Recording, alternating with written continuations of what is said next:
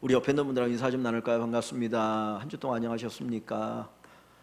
하나님의 은혜가 임하는 귀한 시간이 되기를 소망합니다. 처음 사람을 만날 때에 대하는 자세를 크게 세 가지로 구분할 수 있습니다. 첫 번째는 경계하거나 배척하는 것입니다. 처음 만난 사람에 대해서 경계를 하고 조금 더 나가면 배척하는 경우가 있습니다. 교회에 처음 보는 분이 예배드리러 왔을 때 이런 모습들이 종종 있기도 합니다. 요즘 모르겠지만 예전에는 신천지 이단이 날뛰어서 교회에 들어와서 포교 활동을 한다고 하니까 처음 오는 사람 보면 저 사람 혹시 신천지 아닌가, 이단 아닌가 이렇게 경계하기도 합니다. 그러다가 배척하는 경향도 있게 되어지죠. 교회에 오는 분들에 대해서 배척하는 경우는 저 사람이 들어와서 우리 공동체, 우리끼리 참 재미있게 잘 신앙생활했는데 저 사람 들어와서 우리 공동체에 멤버십에 문제가 생기는 것 아닌가, 그래서 배격하는 경우가 있기도 합니다. 두 번째는 무관심입니다. 누가 오든 가든 별 관심이 없어요. 그냥 나는 내 신앙생활만 잘하면 되지 누구 오고 가는 것에 대해서 관심이 없는 경우가 있게 됩니다. 세 번째는 적극적으로 환영하는 것이죠. 우리나라에도 여기에도 참 많은 교회들이 있는데 우리 교회에서 같이 신앙생활할 수 있어서 너무나 감사하다고, 우리 교인 된 것을 축하한다, 기뻐한다, 적극적으로 환영하는 경우가 있습니다. 만약에 여러분들이 어느 교회에 정해서 신앙생활을 해야 될 때가 만약에 있었다면 어떤 교회에 신앙생활하고 싶으시겠습니까? 나를 배척하는 교회, 무관심한 교회, 적극적으로 환영하는 교회. 우리가 예수 그리스도를 믿을 때에도 주님에 대한 태도도 마찬가지인 것 같습니다. 어떤 사람은 예수님을 배척하는 사람이 있습니다. 어떤 사람은 예수님에 대해서 무관심한 사람이 있습니다. 어떤 사람은 예수님에 대해서 적극적으로 환영하는 사람이 있습니다. 혹 여러분들은 지금 어떤 마음을 가지고 이 시간 예배를 드리고 있습니까? 정말 주님을 적극적으로 환영하면서 주님 오십시오, 주님 내 안에 찾아오십시오, 그러면 환영하면서 예배를 드리고 있습니까? 아니면 무관심하게 그냥 예배 드려야 되니까 때가 되었으니까 예배를 드리고 있는 분이 혹 있지 않으십니까? 정말 우리 모두가 예수님을 환영하는 마음을 가지고 예배 드리는 이 시간 되기를 주님의 이름으로 간절히 축원합니다. 오늘 우리가 읽은 이 본문은 예수님의 이제 메시아 사역의 시작을 보여줍니다. 예수님께서 30년의 개인적인 생활을 마감하고 공생의 사역을 시작합니다. 그때 첫 번째로 예수님이 요한에게 세례를 받으시죠. 요단강에서 예수님이 세례를 받으실 때 하늘이 열리고 하늘의 음성이 들리고 성령이 임하시면서 이는 내 사랑한 아들이요 내가 기뻐하는 자라 하는 말씀을 통해서 예수님께서 메시아이심을 선포합니다. 그 예수님께서 광야에서 40일을 금식하십니다. 철저하게 줄이시고 배고픔 가운데 사단에게 세 가지 시험을 받으시죠. 그러나 예수님은 그 시험을 넉넉히 이기셨습니다. 무엇으로요? 말씀으로. 오직 하나님의 말씀을 인용하시면서 그 시험을 이기시고 이제 몸을 추스리고 나서 이제 메시아의 사역을 시작하는데, 주님이 사역을 시작한 장소, 그 곳은 유대 땅이 아니라 저 위쪽에 있는 갈릴리였습니다. 이스라엘을 크게 셋으로 구분할 수 있는데 맨 위쪽을 갈릴리, 중간을 사마리아, 남쪽을 유대라고 얘기할 수 있습니다. 유대 땅은 부자들이 삽니다. 예루살렘이 있고 그리고 나름대로 부자들이 사는 곳이 이 남쪽 유다 땅이고, 가운데 사마리아는 이 유대인들과 원수지간에 있기 때문에 거기엔 유대인들이 가지 않아요. 그리고 저 위쪽에 있는 갈릴리는 가난한 사람들, 이 남쪽에 살다가 경제적으로 어려움을 당해서 더 이상 먹고 살 것이 없을 때 저 위쪽 갈릴리로 가서 거기서 살아갑니다. 그런데 예수님께서 사역을 시작할 때 정말 예수님의 이름을 드러내기 위해서는 어디서 사역을 해야 되는 거예요?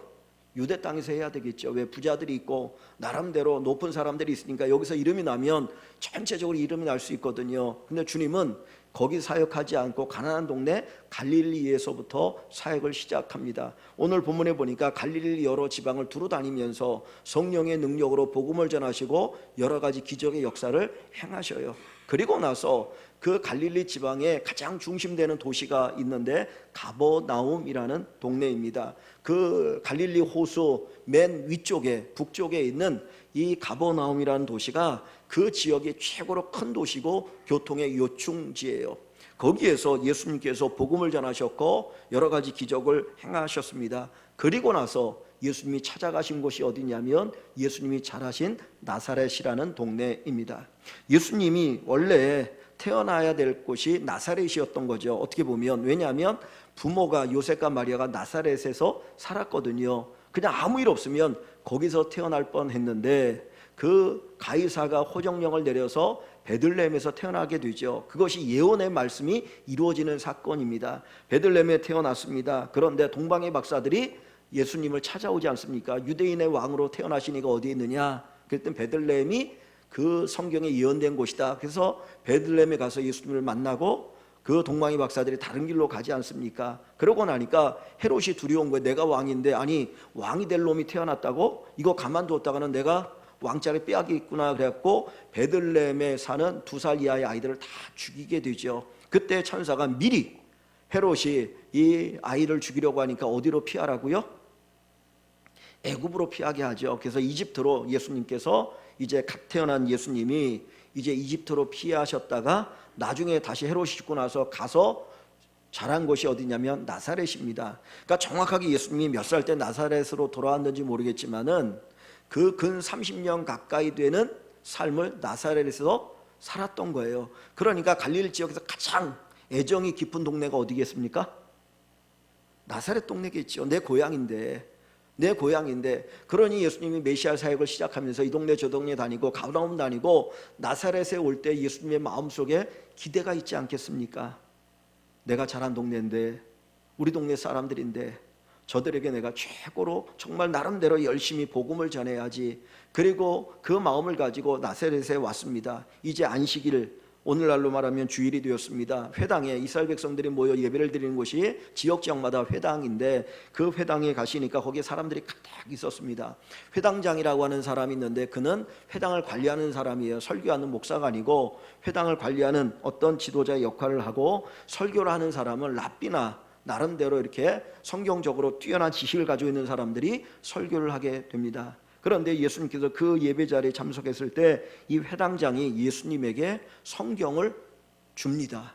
그 준 성경이 뭐냐면 오늘 본문 17절에 보니까 이사야서를 주셨다 그랬어요. 우리 성경은 총 몇 권이 이 안에 들어있나요? 66권이 들어있잖아요. 창세기부터 요한계시록까지 신구약 66권이 들어있습니다. 그런데 옛날에 예수님 당시에, 그 이전에도 마찬가지고 그 이후에도 한동안은 성경이 66권이 한꺼번에 모여진 적이 없어요. 왜냐하면 이 인쇄술, 이 책이 만들어지지 않았기 때문에. 이 예수님 당시에도 성경을 어디에 기록합니까? 양피지에다 기록해요. 양의 가죽에다가 기록하거든요. 그런데 쭉 기록하는데 가죽에다가 기록한다고 해서 얼마나 두껍겠습니까? 이사야서가 몇 장으로 되어 있나요? 신구약이 몇 권이라고요? 66권이에요. 이사야서도 66장으로 되어 있어요. 근데 제가 페이지를 보니까 페이지 수가 우리 성경으로 약 80페이지 정도 돼요. 그러면 우리 성경으로 80페이지 되는 걸 일일이 기록하려면 이사야서만 해도 엄청나게 굵었을 것 같아요. 그러니까 성경이 그 회당에 몇 권이 있을 겁니다. 요건 이사야, 요건 예레미야 뭐 이렇게 갖고 있는데 그 중에 하나 이사야서를 딱 꺼내가지고 예수님에게 주는 겁니다. 우리에게 읽어주고 그리고 이 말씀을 풀어서 가르쳐달라고. 근데 그때 예수님께서 읽으신 본문이 어디냐면 여기 18절 말씀입니다. 18절부터 19절 말씀 우리 한번 같이 읽어봅니다. 18절과 19절 예수님이 읽으신 말씀이 어떤 말씀인지 한번 같이 읽어볼게요. 주의 성령이 내게 임하셨으니 이는 가난한 자에게 복음을 전하게 하시려고 내게 기름을 부으시고 나를 보내사 포로된 자에게 자유를, 눈먼 자에게 다시 보게 함을 전파하며 눌린 자를 자유롭게 하고 주의 은혜를 전파하게 하려 하심이라. 아멘. 자, 이 말씀이 이사야 61장에 있는 말씀이에요. 이 말씀을 예수님께서 의도적으로 거기를 피셔서 거기를 읽으셨다라고 하는 겁니다. 그런데 이 말씀에 그냥 간단한 의미가 뭐냐? 메시아가 오면 이런 일을 할 것이다 라는 내용입니다. 그러니까 하나님이 보내신 메시아 구원자가 오게 되어지면 그가 이런 일을 할 것이다 라는 것을 말씀하고 있는 예언의 내용인데, 이 예언의 내용을 주님이 읽으시면서 여기 21절 말씀에 보면 중간에 예수님이 이렇게 말씀하셔요. 그들에게 이 글이, 이 이사야 61장의 말씀이 오늘 너희 귀에 응하였느니라고 말씀하셔요. 주님께서 메시아로 오셨고 내가 바로 그 메시아다라고 주님이 얘기하시는 것이죠. 여러분, 혹시 이 찬양을 아십니까? 우리 아이들이 많이 부르는, 주일학교 부르는 찬양인데 요즘은 부르는지 안 부르는지 잘 모르겠는데 이런 가사의 찬양이 있습니다. 사막에 샘이 넘쳐 흐르리라, 사막에 꽃이 피어 향기 내리라. 주님이 다스리는 그 나라가 되면은 사막이 꽃동산 되리. 사자굴이 어린 양과 뛰놀고 어린이들 함께 뒹구는 참 사랑과 기쁨의 그 나라가 이제 속히 오리라. 사막에 숲이 우고 지리라. 사막에 예쁜 새들 노래하리라. 주님이 다스리는 그 나라가 되면은 사막이 낙원 되리라. 독사굴에 어린 이가 손 놓고 장난쳐도 물지 않는 참 사랑과 기쁨의 그 나라가 이제 속히 오리라. 여러분 이 찬양 들어보셨죠? 우리 어렸을 때 많이 불렀던 찬양입니다. 근데 이 찬양 가사의 의미가 뭐냐면 하나님의 나라 천국이 임하면 이렇게 된다는 거예요. 사막이 변하여 뭐가 됩니까? 옥토가 되는 거죠. 사막이 꽃이 핍니까? 안 펴요. 사막이 되는 이유는 비가 오지 않기 때문입니다. 물이 없어서거든요. 그런데 그 사막에 샘이 넘쳐 흐르고 꽃이 피고 향기가 나게 된다는 건 뭡니까? 그 땅이 회복되어지는 거예요. 하나님의 은혜가 임하여서 그 땅이 회복되는 역사가 있게 되어질 것이다. 여러분, 사자와 어린 양이 함께 뛰논다. 이게 가능한 이야기입니까? 아니잖아요. 그런데 사자 어린 양이 함께 뛰놀고 어린아이가 독사굴에 손을 넣는데도 독사가 물지 않아요. 뭘 얘기합니까? 평화의 나라가 온다는 겁니다. 즉 강자나 약자나 함께 어울려 살아가는 평화의 나라가 오게 되어질 것, 그것이 바로 메시아이신 예수님을 통해서 이 땅이 이루어질 하나님의 구원의 역사임을 보여줍니다. 그러니까 예수님이 태어나기 700년 전에 이사야 선지자를 통해서 이 메시아가 오면 이렇게 구원의 역사가 이루어질 것이라고 하는 것을 예언했던 그 말씀이 예수님을 통하여 이루어진다라고 하는 것, 이루어졌다라고 하는 것을 보여주는 말씀이 오늘 이 말씀입니다. 예수님은 이 말씀을 읽으심으로 말미암아 내가 메시아다, 내가 하나님이 보내시기로 약속한 구원자다라고 하는 것을 나사렛 사람들에게 가르쳐 주시는 것입니다. 그랬더니 이 나사렛 사람들이 그 이야기를 듣고 어떤 반응을 일으키게 됩니까? 자, 22절 말씀을 봅니다. 22절에 보면 그 나사렛 사람들이 그 예수님의 설교를 듣고 그 일으키는 반응이 있습니다. 그들이 다 그를 증언하고 그 입으로 나오는 바 은혜로운 말을 놀랍게 여겨. 은혜로운 말, 예수님에서 나오는 그 설교가 은혜로운 말인데, 은혜로운 설교인데 그것을 놀랍게 여겼다는 거야. 야, 어떻게 저 예수가 저렇게 은혜로운 설교를 할 수 있을까? 야, 정말 저 설교 은혜롭다. 정말 은혜가 되네, 은혜가 되네, 감동이 있네. 뭐 이런 감격을 하고 있는 거죠. 그런데 그 뒤를 보시면 이 사람들이 바로 이어서 무슨 말을 합니까? 이 사람이 누구라고 그래요? 요셉의 아들이 아니냐, 요셉의 아들이 아니냐. 이 말이 뭐겠습니까? 감동을 받았어요. 은혜가 되는 것 같아요. 그런데 가만히 정신 차리고 보니까 그 말을 하고 있는 사람이 누구인 거예요? 요셉의 아들이에요. 요셉의 아들. 요셉의 아들이 아니냐. 그 이야기는 은혜를 받은 것 같은데 이렇게 경계하면서 예수님을 배척하는 겁니다. 하나님의 말씀을 들었으면 그게 은혜로우면 그냥 아멘 하고 끝나면 되는데 가만히 생각하니까 예수가 요셉의 아들이네.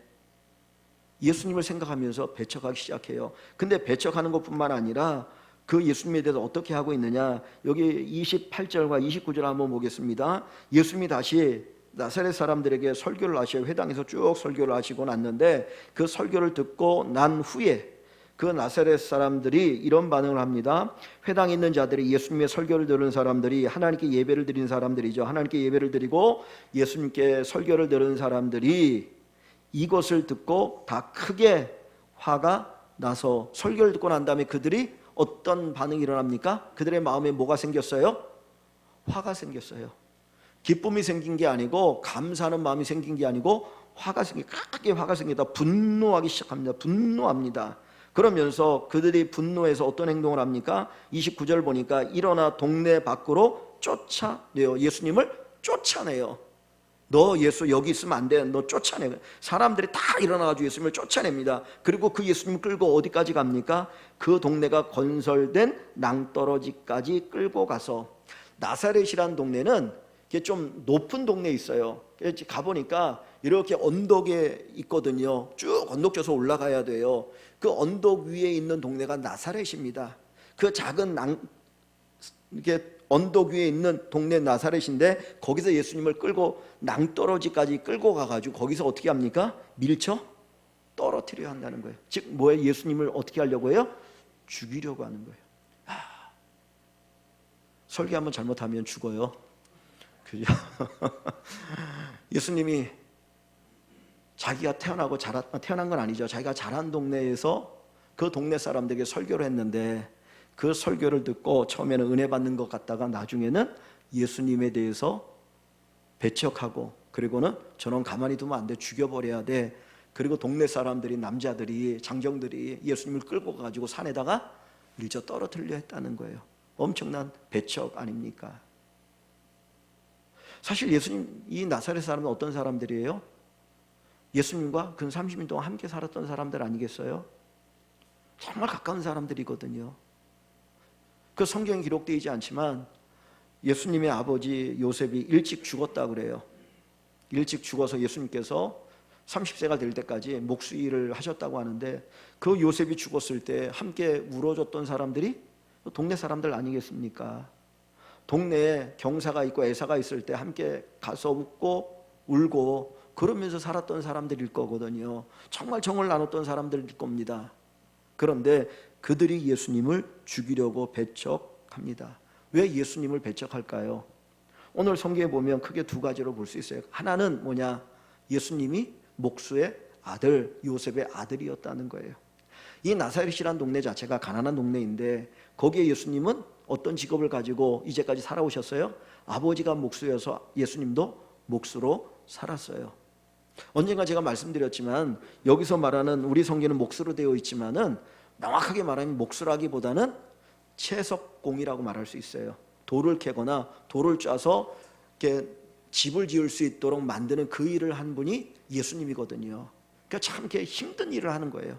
천한 직업으로 볼 수 있거든요. 그러니까 나사렛 사람들이 예수를 볼 때 가르치는 거는 놀라운데 딱 정신 차려 보니까 아니 목수의 아들이네, 천한 직업에서 태어나고 배운 것도 없는데 무슨 지가 메시아야, 그러면서 예수님을 배척하기 시작한 겁니다. 그러니까 어떤 환경이나 그 사람의 신분과 이것을 보고 예수님을 배척하는 거예요.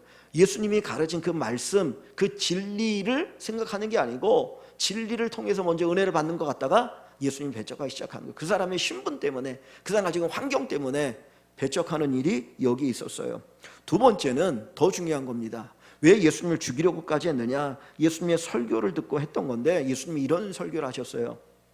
딱 보니까 아까 이사야서 말씀을 인용하면 설교를 했더니 사람들의 반응이 어땠어요? 처음에는 은혜를 받는 것 같다가 나중에는 정신 차리고 저 요셉의 아들인데 우리가 은혜 받으면 안 되지, 뭐 이런 식으로 하면서 경계하면서 배척하는 것 같잖아요. 그랬더니 예수님이 그것을 딱 알고 뭐라고 말하냐면, 야, 속담이 이런 속담이 있다. 의사야, 먼저 너를 고쳐라. 남을 고치기 전에 너를 먼저 고쳐라 하는 속담이 있는데 너희들이 그 말을 나에게 할 거야. 내가 가버나움에서 기적을 행했던 것처럼 먼저 기적을 보이라고 분명히 할 거다. 그 얘기를 하는 겁니다. 그러니까 이 얘기 뭐냐면, 야, 예수 네가 가버나움에서 기적을 행했다며. 그럼 우리한테 설교하기 전에 먼저 네가 메시아라는 기적을 먼저 보여봐. 그리고 나서 설교해라. 그 이야기를 하는 거예요. 예수님이 그렇게 너희들이 나에게 말할 거다라고 얘기하는 거지. 그러니까 어떻게 보면 좀 기분이 나쁠 수 있잖아요. 그리고 나서 예수님 뭐라고 말하니, 야, 구약 성경에 보면 엘리야 선지자라는 위대한 선지자가 있는데 그때 이스라엘 백성들이 바알 숭배하느라고 3년 6개월 동안 비가 안 왔어. 근데 그때 비가 안 올 때 엘리야 선지자가 누구에게 보냄받았는 줄 알아? 누구에게 하나님이 기적을 일으켜 줬는 줄 알아? 그 얘기를 합니다. 누구에게 기적을 일으켰나요? 저 시돈 땅에 있는 유대인이 아닌 이방인 시돈에 살고 있는 사렙다라고 하는 동네 한 과부에게 하나님이 기적을 일으켜 주신 거예요. 그러니까 유대인들 가운데 3년 6개월 비가 오지 않으니까 얼마나 고통 가운데 있겠습니까? 특별히 과부는 먹고 살 게 없는 가난한 사람이거든요. 근데 유대인 과부에게 하나님의 은혜가 임한 게 아니고 기적이 임한 게 아니고 이방인에게 임했다는 거예요. 두 번째는 뭘 얘기하냐면, 야, 엘리사 선지자 때, 엘리야의 선지자의 제자의 엘리사 선지자 때에 야, 이스라엘 땅에 나병 환자가 얼마나 많아. 어마어마한 나병 환자가 있지. 그런데 그 유대인들 가운데 나병 환자를 고친 게 아니고 저 아람이라고 하는 나라, 이스라엘을 이렇게 대적하는 아람이라는 나라의 군대 장관 나만을 하나님이 고쳐주셨어. 요 이야기를 예수님이 하고 있는 겁니다. 그랬더니 이 나사렛 사람들이 그 이야기를 듣고 엄청나게 분노하는 거예요. 여러분, 왜 분노를 하겠습니까? 우리는 유대인이고 하나님의 선민인데, 아니 우리한테 하나님의 은혜가 오지 않고 이방인들에게 은혜가 온다는 거야? 그 생각을 하는 거예요. 즉 다시 말하면 나사렛 사람들은 자기들이 선민의식이 있었어요. 우리는 하나님의 사람이야, 하나님 택한 사람이기 때문에 이방인들과 특별히 구별되어서 하나님의 복을 받고 살아간 사람이 우리야, 그 생각을 가지고 있는데, 지금 예수님께서는 누구에게 하나님의 은혜가 임했다고요? 이방인에게 하나님의 은혜가 임했다, 너희에게 임한 게 아니라, 이런 식으로 얘기하니까 화가 난 겁니다. 근데 가만히 생각해 보면 예수님께서 이 말씀을 하기 전에 사실은 또 한 가지의 사건이 있는데, 여기는 없지요. 어떤 거였냐면, 사실 이 나사렛 사람들은 멸시받는 사람들이었어요. 어느 정도 멸시받냐면, 예수님께서 빌립이라는 제자를 부르시죠. 빌립을 자기 제자로 부르시니까 이 빌립이 예수님 만나고 너무 기뻐가지고 가만히 있을 수가 없었어요. 그래서 누구를 찾아갑니까? 나다나엘이라는 자기 친구를 찾아가요. 그래가지고 하는 말이, 야, 나다나엘 내 친구야. 내가 메시아를 만났어. 하나님이 약속하신 메시아를 만났는데 그 메시아가 나사렛 예수야 그랬어요. 예수님 당시에도 예수란 이름이 많았어요. 옛날에는 교과서에 철수란 이름이 많이 나오죠. 철수란 이름이 많으니까, 그래서 어느 동네 철수인지를 얘기해야 그 철수가 그 철수인지 알거든요. 예수님 당시에도 예수란 이름을 가진 사람들이 있었어요. 그래서 그 예수가 어떤 예수인지 알려면 나사렛 출신의 예수라고 얘기해야, 아, 그 예수님이 예수님이구나 알 수 있었던 거거든요. 근데 이 빌립이 나사렛 예수라고 얘기하니까 이 나다나엘이 딱 듣자마자 한 얘기가 뭐냐면, 나사렛에서 무슨 선한 것이 나오겠느냐. 야, 나사렛 무슨 선한 것이 나오겠어, 이 얘기를 하는 겁니다. 옛날에 그 있잖아요. 사람은 남이 어디로 보내요? 서울로 보내고, 말은 제주도로 보내고, 뭐 이런 비슷한 거예요. 나사렛이란 동네는 작은 동네고 가난한 동네고 별 볼 일 동네이기 때문에 거기에서 선지자가 나올 수도 없고 메시아가 나올 수도 없어라고 사람들이 얘기하는데, 그 얘기를 이 나다나엘이 했다는 거예요. 근데 나다나엘은 어느 동네 출신이냐? 나다나엘이 어느 동네 출신입니까? 제가 일부 예배 때 갑자기 이 동네가 생각이 안 나가지고 엄청나게 막 혼미해가지고, 근데 어느 동네예요? 가나 초콜릿 아시죠? 가나 초콜릿, 가나라는 동네예요. 근데 가나에서 옛날에 무슨 일이 있었습니까? 요한복음 2장에 보면 가나에서 어떤 일이 있죠? 예수님이 물을 포도주로 만드는 기적을 벌이는 사건이 있잖아요. 그 나사렛과 가나는 멀리 떨어져 있지 않아요. 그 이 갈릴리 지역에 있는 한 동네거든요. 그런데 나다나엘은 가나 출신이야. 지가 조금 큰 동네, 조금 부자 동네에서 태어나고 자랐다는 거예요. 그런 가나 출신의 나다나엘이 나사렛을 보고 아주 우습게 여겨서 그 촌동네에서 무슨 메시아가 나와, 그리고 우습게 여겨요. 그러면 그 얘기는 그 당시에 갈릴리에서조차 나사렛 동네 사람들은 어떤 취급을 받았어요? 멸시를 받고 천대받았다는 걸 얘기하는 거죠. 그죠? 그러니까 이 나사렛 동네에 사는 사람들의 마음속에 뭐가 있겠습니까? 상처가 있잖아요. 아픔이 있잖아요. 갈릴리 지역에서도 자기들이 무시당하고 사니까 자존감이 낮아요. 완전히 땅에 딱 떨어져 있는 거예요. 그런데 오늘 설교에서 주님이 이 말씀하니까 이 사람들이 어떻게 해요? 열받는 거예요. 여러분, 자존감이 낮은 사람은 아무것도 아닌데도 막 화를 냅니다. 분노합니다. 나를 무시하는 것처럼 생각하거든요. 이 나사렛 사람들이 예수님의 이 설교를 듣고, 야, 메시아가 오셔서 우리를 구원하시는구나. 우리가 이제까지 같이 30년 가까이 살았던 저 예수가 우리의 메시아라네. 그리고 기쁘고 즐거워하고 감사해야죠. 그런데 오히려 예수님은 어떻게 하려고 합니까? 죽이려고 합니다. 오늘 예수께서 우리에게 어떻게 찾아오십니까? 2000년 전에는 육신을 입고 인간의 몸으로 이 땅에 오셔서 인간으로 우리를 찾아오셔요. 그러나 지금은 말씀으로 우리를 찾아오십니다. 성령으로 우리를 찾아오십니다. 그때 어떤 사람은 그 예수님을 환영하는 사람이 있는가 하면 어떤 사람은 무관심하게 주님을 맞이할 사람도 있을 수 있어요. 여러분은 어떻게 주님을 맞이하길 원하십니까? 정말 주님을 환영하는 분들입니까? 아니면 주님에 대해서 무관심하거나 배척하시는 분들이십니까? 이 나사렛 사람들처럼 예수님에게 무관심하거나 배척하는 것이 아니라 정말 주님을 환영하는 우리 귀한 성도 여러분 되시기를 주의 이름으로 간절히 축원합니다. 이 나사렛 사람들은 예수를 배척했기 때문에 그들은 정말 받아야 될 복을 받지 못했어요. 받아야 될 복을 받지 못했어요. 자, 성경 한 군지 찾아봅니다. 어디를 보냐면 마태복음 13장을 봅니다. 마태복음 13장 57절 58절입니다. 신약성경 23쪽인데요. 마태복음 13장 57절 58절 두 절 말씀입니다. 제가 한번 읽을게요. 예수를 배척한지라, 똑같은 이야기예요. 지금 나사렛에서 주님에 대한 얘기입니다. 예수를 배척한지라 예수께서 그들에게 말씀하시되, 여기는 표현이 조금 다르게 나와 있어요. 선지자가 자기 고향과 자기 집 외에서는 존경을 받지 않음이 없느니라. 즉 뭔 얘기입니까? 선지자는 자기 고향 말고는 다 모든 곳에서 뭐를 받아요? 존경을 받아요. 그런데 선지자가 어디에서는 존경을 못 받아요? 고향에서는 존경을 받지 못한다는 거예요. 아까 누가복음에 보면 선지자가 자기 고향에서 환영받지 못한다라고 주님이 말씀하시자는 똑같은 이야기예요. 그 이야기를 주님이 이제 하셨어요. 그리고 나서 그 나사렛 사람들에게 어떻게 행동하십니까? 58절을 보세요. 그들이, 나사렛 사람들이 예수를 믿지 않으므로, 예수를 환영하지 않으므로 말미암아 거기서 그 나사렛 동네에서 많은 능력을 행하지 아니하시니라. 예수님이 거기서 뭘 행하지 않으셔요? 능력을 행하지 않으셔요.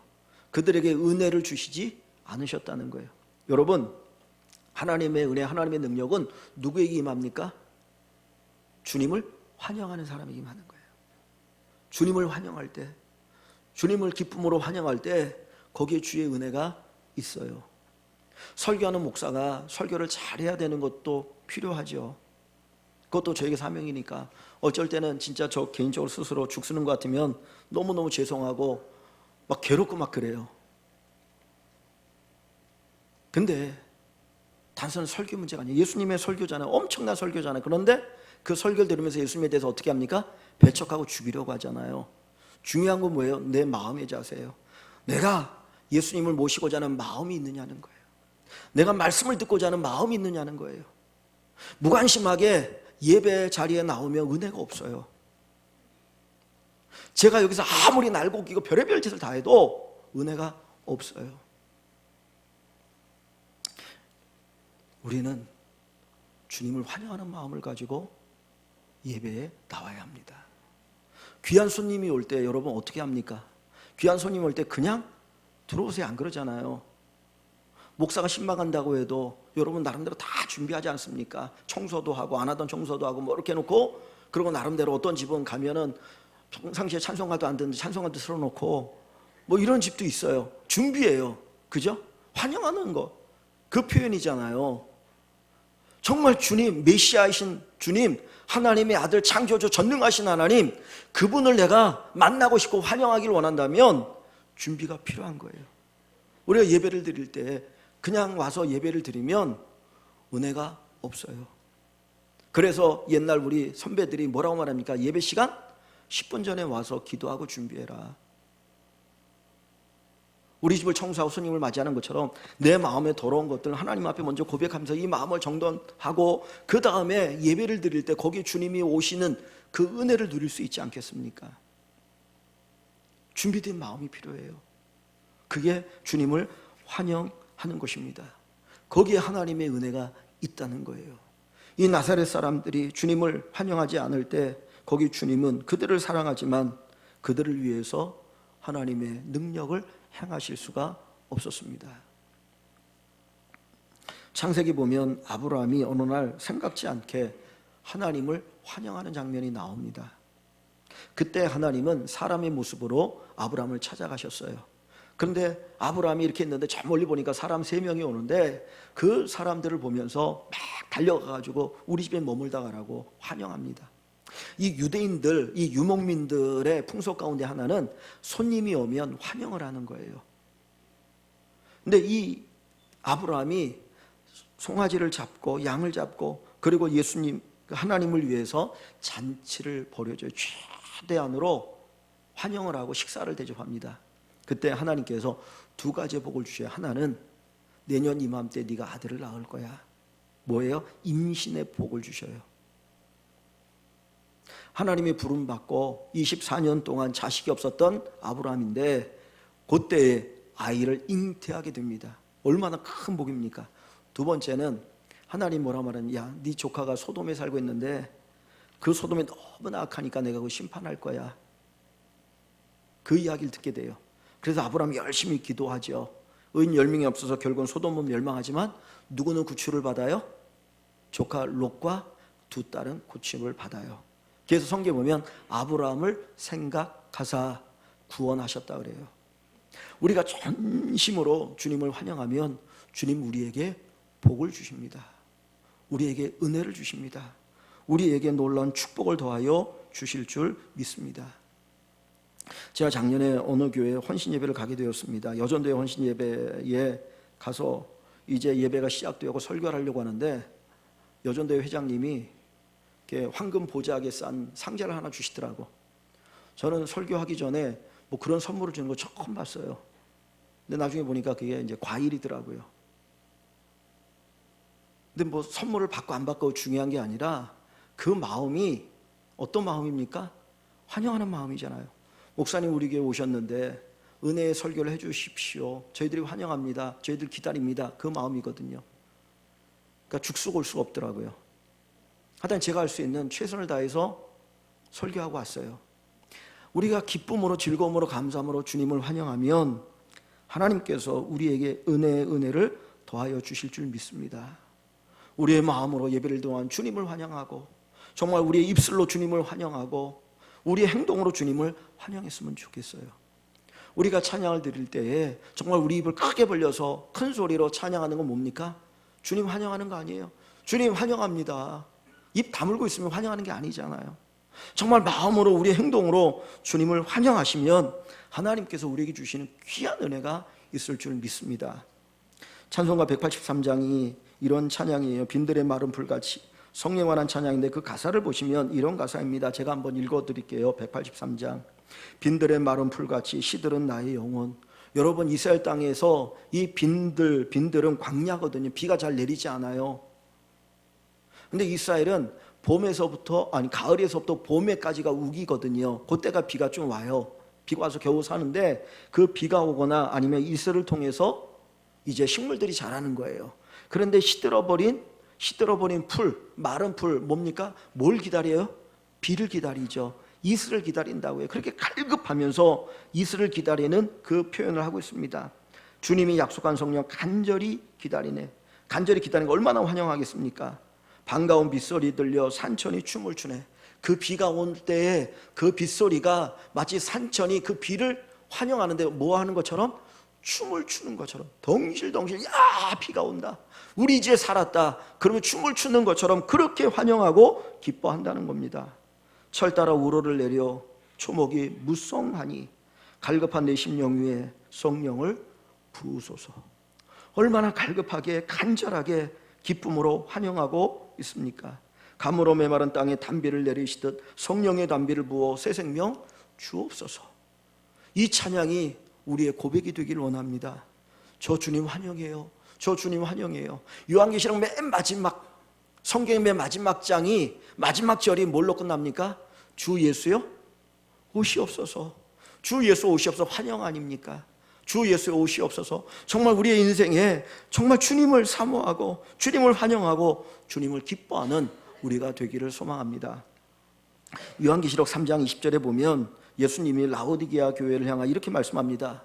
내가 문 밖에서 문을 두드리더니 누구든지 내 음성을 듣고 문을 열면 내가 들어가서 그와 더불어 먹고 그는 나와 더불어 먹으리라. 문을 열고 두드리는데 문을 열면 내가 들어가서 함께 먹겠다는 거예요. 그러니까 많은 사람들이 지금 예수님에 대해서 어떻게 하고 있어요? 문을 닫고 있어요. 마음의 문을 닫고 있어요. 열기만 하면 주님이 들어와 주시겠다는 거예요. 내가 들어갈게. 근데 들어가서 뭐 하신다는 거예요? 먹고 마시겠다. 함께 식사한다는 거죠. 유대인들은 함께 식사한다는 거는 중요한 의미가 있어요. 예수님께서 마태를 부르시고 세리들과 식사를 했더니 바리새인들이 예수님을 비난하죠. 뭐라고 비난합니까?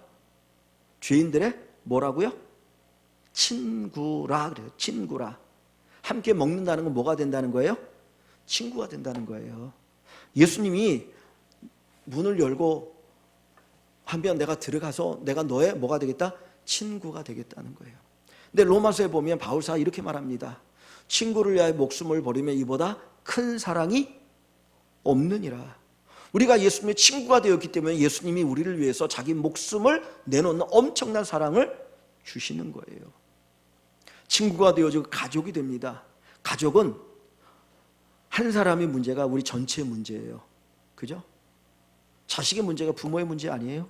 부모의 문제가 자식의 문제잖아요. 우리가 주님과 가족이 되는 거예요. 그러면 내 인생의 아픔이 누구의 아픔이에요? 예수님의 아픔이에요. 내 인생의 괴로움이 예수님의 괴로움이에요. 내 인생의 눈물이 예수님의 눈물이에요. 주님이 그 눈물을 닦아주셔요. 주님이 그 아픔의 문제를 해결해 주셔요. 주님이 함께 하시고 위로하시고 우리의 문제를 해결해 주신다라는 약속이 이 말씀입니다. 여러분, 예수님을 환영하길 원합니다. 하나님의 은혜는, 예수님의 은혜는 유대인이냐 이방인이냐 구별하지 않아요. 그냥 환영하면 주님은 누구에게나 다 가요. 누구에게나 들어가서 함께 교제하고 함께 은혜를 베풀어 주십니다. 올해 우리 교회 표어가 뭡니까? 기쁨으로, 기도로, 감사로. 기쁨으로 예수님을 환영하고, 기도로 예수님을 환영하고, 감사의 마음으로 예수님을 환영했으면 좋겠습니다. 다윗이 하나님의 은혜를 크게 누린 이유가 어디에 있어요? 다윗은 왕이 됐을 때 제일 먼저 정말 아파하면서 고민하고 생각했던 게 뭐냐면 법궤를 옮기는 거였어요. 옛날에 성전 안에 법궤가 있는데 그 법궤를 오랫동안 이스라엘 백성들이 방치했거든요. 즉 그 얘기 뭐냐면 하나님에 대해서 무관심했다는 거예요. 그런데 그가 왕이 되고 수도를 예루살렘으로 딱 정하고 나서 제일 먼저 한 게 뭐냐면 법궤를 예루살렘으로 옮기는 거였어요. 하나님이 우리 중심에 계셔야 된다. 우리나라 중심에 계셔야 된다. 내 마음의 중심에 계셔야 된다. 그리고 법궤를 옮길 때 다윗이 맨 앞에서 동실동실 춤을 추며 옮깁니다. 우통을 벗겨적히면서까지 너무 좋아가지고 동실동실 춤을 춰요. 백성들 앞에서 왕의 체면이 있는데도 불구하고. 왜 그래요? 기쁨으로 환영하는 거예요. 주님 오십시오. 주님 오십시오. 내게 오십시오. 내가 주님을 환영합니다. 기뻐합니다. 즐거워합니다. 환영하십시오. 우리가 기쁨으로 주님을 환영하고 기도로 주님을 환영하고 감사로 주님을 환영하시면 하나님이 여러분이 베푸신 귀한 은혜가 있습니다. 여러분, 이 예배 가운데 주의 은혜를 누리지 못하면 우리가 어디서 주님의 은혜를 누릴 수 있겠습니까? 이 예배 시간에 우리가 주님을 기쁨으로 환영하지 않으면 언제 우리가 주님을 기쁨으로 환영할 수 있겠습니까? 마음껏 주님을 환영하시고 기뻐하시고 즐거워하시고 정말 주님이 나와 함께 하시는 거, 내 마음에 주님을 모시고 평생 살아가면서 주의 풍성한 은혜를 누리시는 우리 모든 성도 여러분 되시기를 주님의 이름으로 간절히 축원합니다.